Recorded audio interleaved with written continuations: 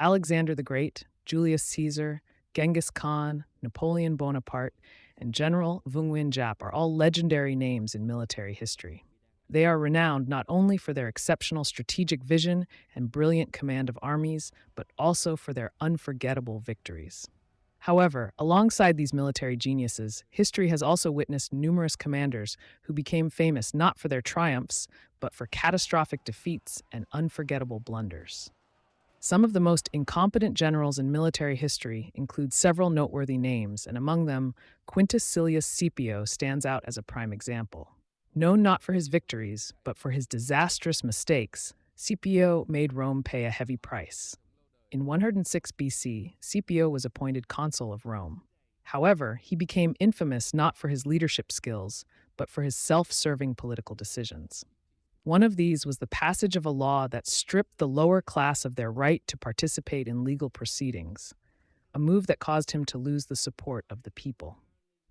During his service in Gaul, Scipio captured the town of Tolosa, now Toulouse, France, where he discovered a massive treasure of gold and silver, believed to have been stolen by the Gauls from the Temple of Delphi during their invasion of Greece in 279 BC. The value of this treasure, estimated in 2022, was around 11 billion USD. However, while transporting the gold to Rome, Scipio's convoy was ambushed and all the gold was stolen, leaving only the silver. Many believe Scipio himself orchestrated the robbery to keep the gold for his own gain. By 105 BC, Scipio was tasked with leading a Roman army to counter the migration of the Cimbri, a barbarian tribe threatening Rome from the north. Scipio was ordered to join forces with General Gnaeus Mallius Maximus, but due to Maximus's lower social status, Scipio refused to cooperate. Not only did he reject Maximus's leadership, but Scipio also refused to set up camp alongside him, choosing instead to distance his forces and plan his own separate attack. While Maximus, a shrewd commander, opted to negotiate with the Cimbri, Scipio underestimated them, believing he could easily defeat what he saw as a weak barbarian force. Acting on his own, he launched an attack without Maximus's support, leading to the complete annihilation of Scipio's army by the Cimbri. He barely escaped with his life. This victory emboldened the Cimbri, who swiftly overwhelmed Maximus's forces as well. Of the 80,000 Roman soldiers who fought in the battle, only a few hundred survived, making this defeat one of the worst in Roman history, second only to the Battle of Cannae against Hannibal. After the battle, Scipio returned to Rome in disgrace. He was stripped of all power and put on trial for the theft of the Tolosa gold, but managed to avoid punishment thanks to his political connections. Due to his grave errors, Quintus Silius Scipio remains etched in history not as a hero, but as one of Rome's most incompetent and failed generals. Quintus Scipio was eventually convicted of causing great losses to the army, stripped of his Roman citizenship, exiled 800 miles beyond the border, and fined 370,000 pounds of gold. He spent the rest of his life in Asia Minor, going down in history as one of the most incompetent generals. Moving on to the American Civil War, we meet Gideon Pillow, a Southern general known for his incompetence and boastfulness. Beginning his career in the Mexican-American War, Pillow had no military experience before being appointed to command a volunteer unit. His mistakes in defense and combat cost the American army dearly, but he portrayed himself as a hero at the Battle of Chapultepec and publicly disparaged the role of General Winfield Scott. This led to his failure in two vice presidential bids in 1852 and 1856. During the American Civil War, Pillow became a Confederate brigadier general in 1861 and was assigned to defend Fort Donelson, a strategic fortification on the Mississippi River. However, when attacked by Union forces under General Ulysses S. Grant, Pillow led a temporary counterattack that forced the enemy to retreat but failed to secure the fort. Feeling overshadowed by other commanders, he eventually resigned and went on to become one of the worst generals in history.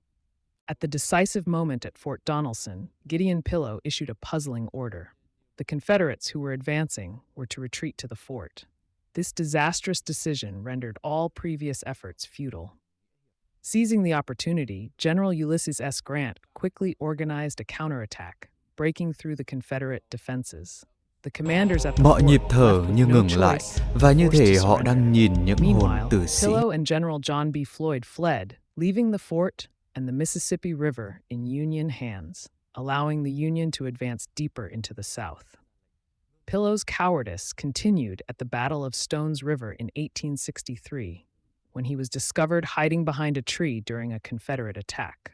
After the war, he spent the rest of his life trying to restore his reputation, but his failures and pettiness made him one of the most reviled generals in Civil War history. Next on the list is Francisco Solano Lopez, son of former Paraguayan President Carlos Antonio Lopez. Taking power after his father's death, Francisco inherited a stable country and was warned not to use force in diplomatic disputes. However, ignoring this advice, Lopez pushed Paraguay into conflict with Brazil and Argentina, which cost the country dearly. Seeing an opportunity to improve Paraguay's position, Francisco Solano Lopez intervened in the Uruguayan Civil War, where Brazil and Argentina had their own interests. He hoped that helping his ally Uruguay would strengthen Paraguay's position, but instead he plunged his country into a war against both Brazil and Argentina. In December 1864, Francisco declared war on Brazil to support Uruguay and stationed troops in Corrientes, Argentina, forcing Argentina to join a tripartite alliance with Brazil and Uruguay to destroy Paraguay. The tripartite alliance lasted from 1864 to 1870 and had a devastating effect on Paraguay. Its population fell from 525,000 to 221,000. During the war, Paraguay not only faced three countries, but also suffered from disease and malnutrition. Francisco Lopez, with his extreme pride, tortured and executed anyone who mentioned surrender. Paraguay eventually lost the war, losing 140,000 kilometers of territory, paying reparations, and remaining under occupation until 1876. Francisco Lopez was shot dead by his aides on the 1st of March, 1870. Next came Douglas Haig, the British field marshal responsible for the terrible loss of life in World War I. Haig, believing that guns and bayonets were still effective weapons, commanded the Battle of the Somme on the 1st of July, 1916, where he ordered 11 British divisions to launch a massive attack. Using overwhelming numbers, Haig hoped to break the German line, but thousands of British soldiers died on the first day, marking one of the darkest days in British military history. Contrary to his expectations, Haig saw the Germans with machine guns destroy the British army in the Battle of the Somme. On the first day alone, more than 57,000 British soldiers were wounded and 19,000 were killed. Despite the terrible losses, Haig still considered it an inevitable price for a large-scale attack. He believed that he had weakened the German army, so he continued to order his soldiers to attack for many months. Despite the brutality, Haig refused to change tactics, even underestimating the power of machine guns. He stubbornly used cavalry and ordered his soldiers to advance slowly in formation, making them easy targets for German fire. Despite 500,000 casualties, Haig remained steadfast in the old strategy. In 1917, instead of waiting for aid from the United States, Haig continued to push the attack at Passchendaele, resulting in another 300,000 casualties. This left the British army severely weakened, with little chance of holding out without American intervention. After the war, Haig was heavily criticized for failing to understand the importance of modern technology and tactics, and he is still regarded as one of the worst military commanders in history. If we mentioned a poor Confederate general in the American Civil War at the beginning of the video, then next we will introduce a Union commander who performed equally poorly, that is, George B. McClellan. Graduated with the highest honors from the West Point Military Academy in 1846, McClellan served in the Mexican-American War and taught engineering at West Point. He later surveyed railroads and military lines and served as an observer in the Crimean War. Although a member of the Democratic Party, McClellan remained loyal to the federal government when the Civil War broke out. In April 1861, he was given command of the Department of the Ohio, tasked with defending West Virginia. After his victory there, he was hailed as the Little Napoleon of the West.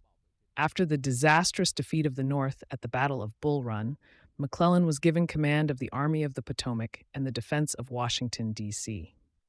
In November 1861, he succeeded General Winfield Scott as commander-in-chief of the army. With his excellent organizational skills, McClellan rebuilt the Union Army, making it disciplined and highly motivated, setting the stage for later victories. However, throughout the war, McClellan refused to take the initiative, despite having many opportunities to attack, because he believed the enemy outnumbered him. This paranoia robbed the North of important victories, prolonging the war far longer than it should have. A prime example was the Peninsula Campaign of 1862, where, although he was never defeated and even won a few victories, McClellan was too cautious, not pursuing the enemy when Richmond was almost lost. He repeatedly overestimated the strength of the enemy, leading to the Union's retreat during the 7 Days' Battles, a disastrous defeat. Later, upon receiving news of the Union's defeat at the Second Battle of Bull Run, McClellan was recalled to command and restored the morale of the Union troops, leading to the victory at Antietam, stopping the Confederate advance into Maryland.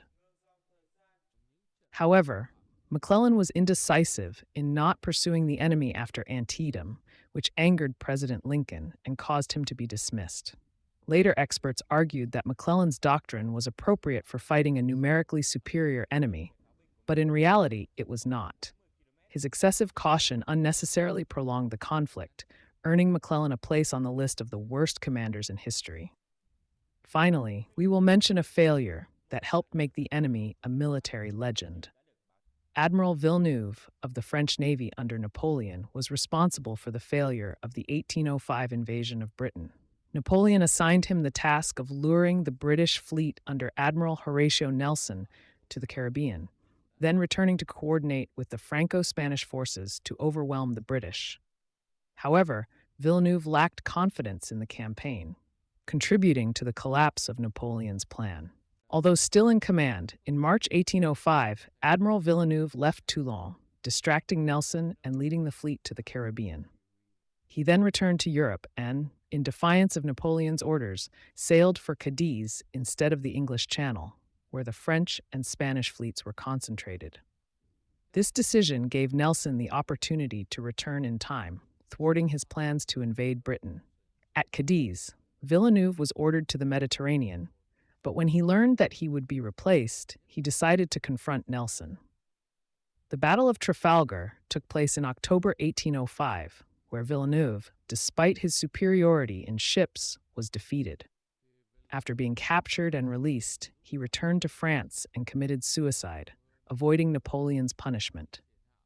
The Battle of Trafalgar became the turning point that established the British Royal Navy's dominance of the seas for the next century, and Nelson became one of history's greatest naval commanders.